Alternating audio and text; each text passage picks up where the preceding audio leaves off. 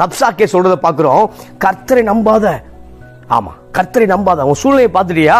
கர்த்தரை நம்பாத. ஜனங்களை பார்த்து சொல்றான், ஆமா, எசேக்கியா உங்களை கர்த்தரை நம்ப பண்ணுவான். நீ எசேக்கியாவை நம்பாத, கர்த்தரை நம்பாத. பொல்லாத காரியம் இந்த நாள்ல.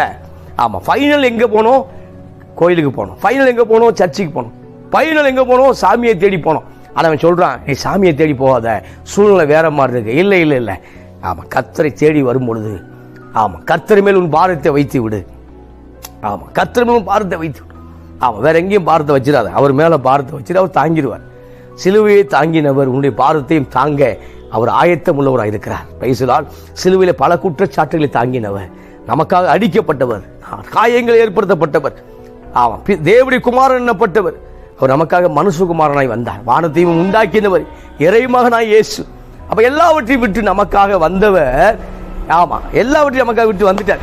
இந்த நாள் அந்த தேவன் மேல உங்க பாரத்தை வைங்க, அவர் எல்லாவற்றையும் பார்த்துக்கொள்.